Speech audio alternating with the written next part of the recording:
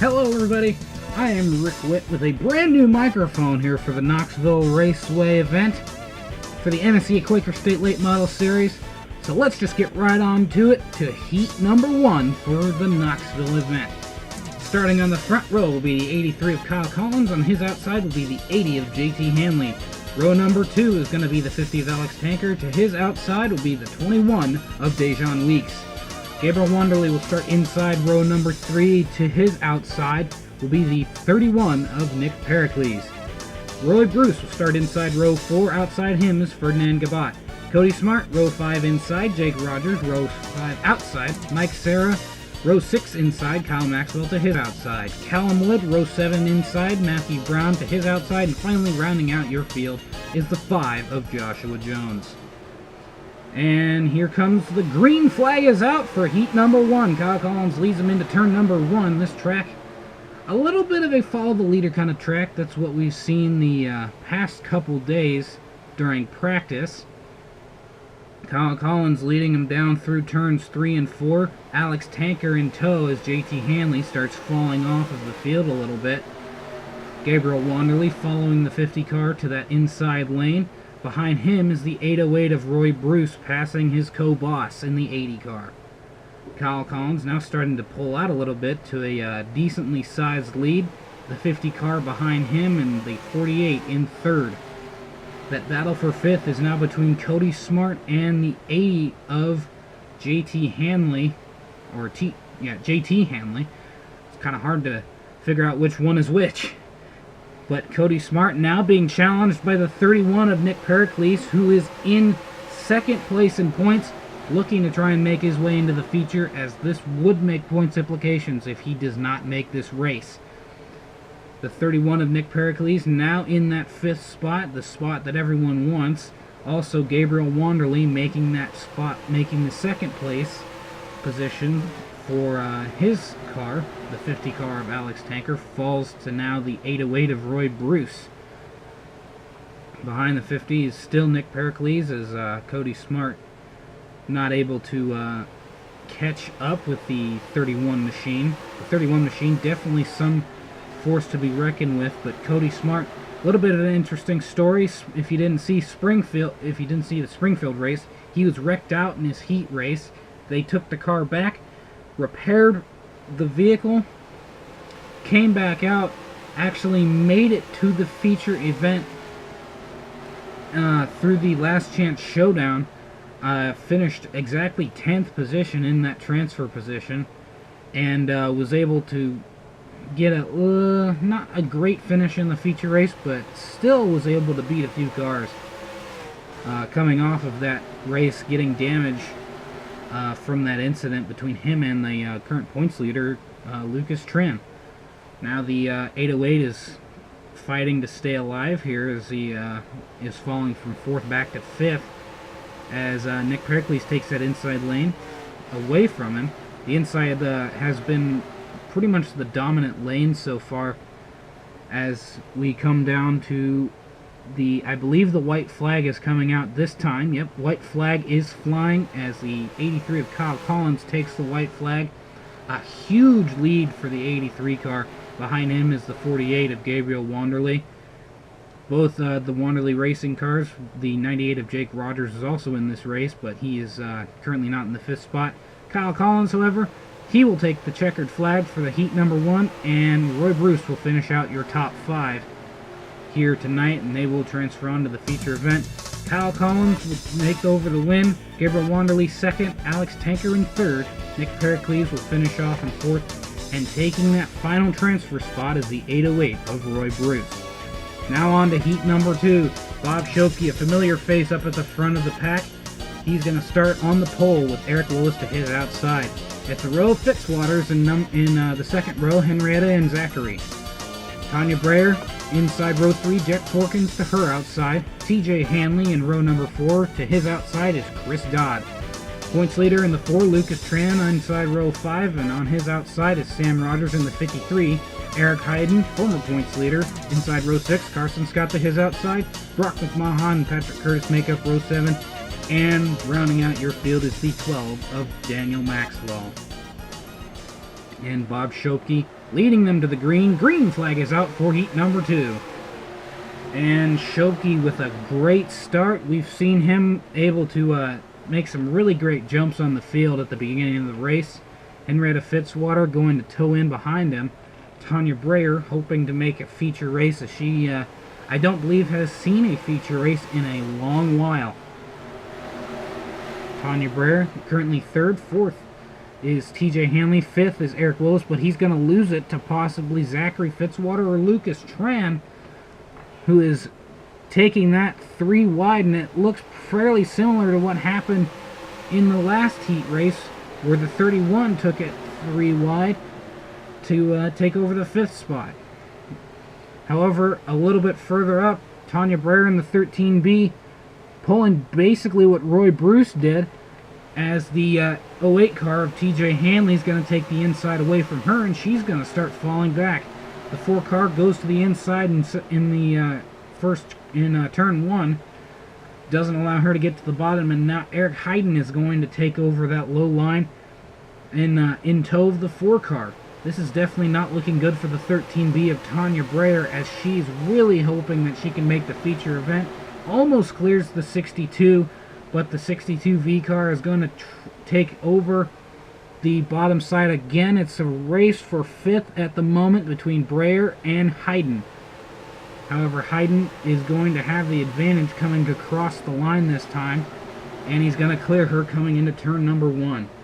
Tanya Breyer now falling back, as Carson Scott is now trying to make his way up into the field.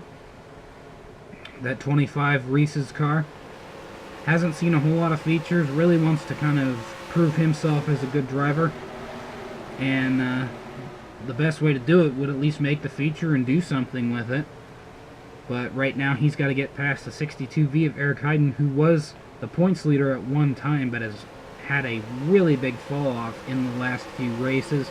Missed a lot of feature events and just did not finish well in the last chance qualifiers.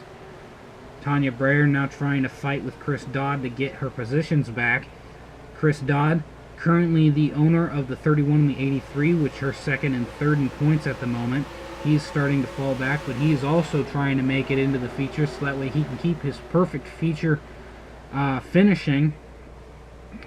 And it would be a shame to lose it now after so many races gone by. However, this is the white flag, the 334 Bob Schopke, definitely pulling another pretty much blowout heat race so far. The 334 Bob Schopke making it look easy, as he has won already at DeCoin and finished 2nd. Last race, he will win his heat race, and Eric Hayden will come home in the 5th spot, and he will take away that 5th position at the end of the heat race. Bob Schopke, Henrietta Fitzwater, TJ Hanley, Lucas Tran, and Eric Hayden, they will all transfer on to the feature event from their heat races. Now on to the last chance showdown, last chance qualifier, whichever you want to call it. Dejon Weeks and JT Hanley. Hanley already gotten them on the front row. In his heat race, Zachary Fitzwater and Chris Dodd will make up row number 2. Jeff Porkins and Eric Willis make up row number 3. Cody Smart in the 2 car and Tanya Breyer in the 13B will make up row number 4. Ferdinand Gabat and Jake Rogers will make up row number 5. Carson Scott and Sam Rogers going to make up row number 6. Brock McMahon in the G5 and Kyle Maxwell make up row number 7. Patrick Curtis and Mike Serra make up row number 8. Row number 9 is Daniel Maxwell and Joshua Jones, and Matthew Brown and Callum Wood will bring the tail end of the field in row number 10. Dejon Weeks leading them down. Another DW Motorsports drawing for the pole as they head down into turn 1, very similar to what we've seen in the other 2 heat races. And I believe we're just going to keep seeing this all night. However, there could be a battle for the lead if Zachary Fitzwater can clear the 80 car in good enough time. However, DJ Weeks, but Dejon Weeks pulling out to a little bit, but he's going to lose a little bit of ground on the 59 car.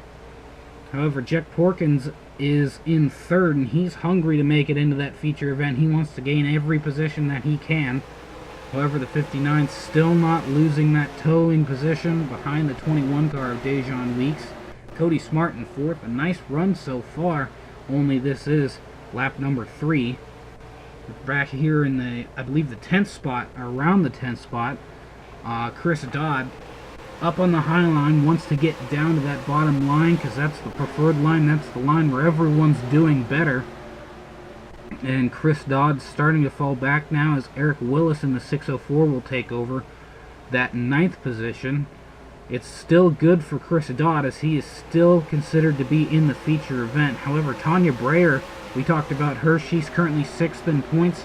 This could really make her fall off in points if she doesn't make this feature race or doesn't at least finish in 11th in the last chance qualifier. However, Chris Dodd now trying to fight with the 25 car for the 9th position. Dodd wanting to make sure that he's got at least some kind of a barrier between him and 10th. So that way he knows that he at least has multiple cars that have to pass him before he actually can consider himself out of the feature event. Chris Dodd, definitely one of the most consistent in just making the features. Has run every feature event lap, also known as the A-Main. Has run every A-Main lap and has ran in every A-Main of the entire season so far. He's going to try and make it 9 A-Mains straight. And this would be the first time the MSCA has actually seen this, where a single driver has made every A-Main event and also completed every lap. Sam Rogers, however, doesn't want Carson Scott up into that 10th position. He's going to try and take that away, as he'll get it coming into turn number 1. He will clear the 25 car. A couple of drivers that are really just trying to, in desperation, make some features. The 12 cars, the 212s of Kyle and Daniel Maxwell, as well as the 6 and 5 of Matthew Brown and Joshua Jones. A couple other drivers.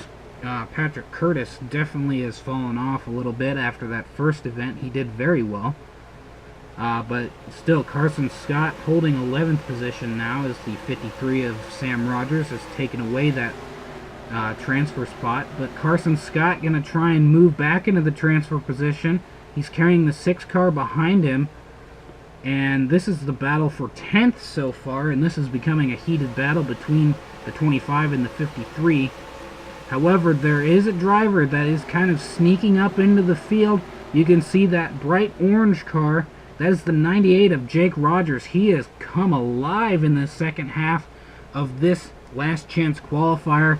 The 6 car of Matthew Brown now falling to the 98 car as he has just come along through the field. Wanderley Racing definitely has been proud of this driver.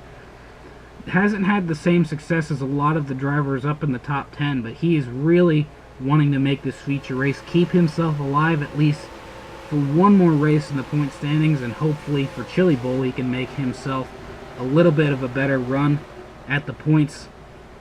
However, it's going to be a really tough road in these last couple races if he even makes it past Chili Bowl and is still in contention for the championship.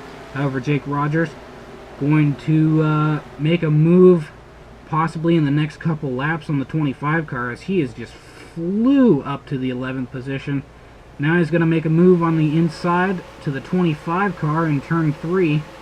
It's a battle for the 10th spot now as Jake Rogers taking away that 10th position with ease.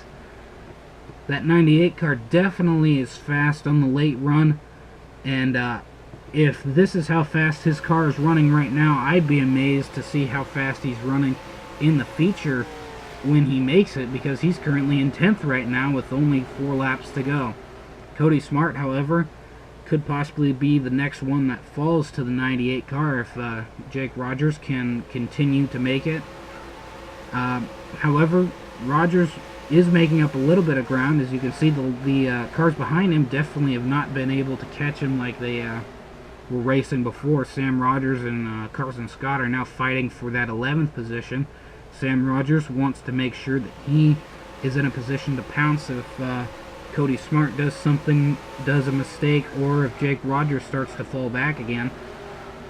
And this is kind of the game you play, but at the same time it can also hurt you as Jake Rogers continuing to pass cars as getting by the 2 car of Cody Smart. White flag is in the air, 1 lap to go in this last chance qualifier. Dejan Weeks still holding the lead as Cody Smart now is in that 10th position.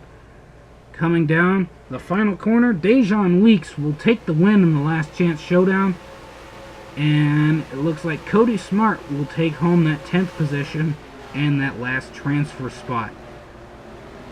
And here is your last chance showdown results. Dejan Weeks with the victory from the pole.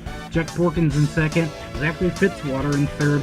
Ferdinand Gabat fourth. Eric Willis in fifth. JT Hanley sixth. Chris Dodd in seventh. Another feature event for him. Brock Maham 8th, Jake Rogers in 9th. Cody Smart will finish in 10th in that last transfer spot. These are the drivers who will be going home. The 53 of Sam Rogers, Carson Scott in the 25, Kyle Maxwell in the 12A. Disappointment for Tanya Breyer. She's definitely going to fall off in points after that one. Matthew Brown and Joshua Jones 15th, 16th. Patrick Curtis, another missed feature. Mike Sarah in the 24Y in 18th. Kellen Wood in 19th.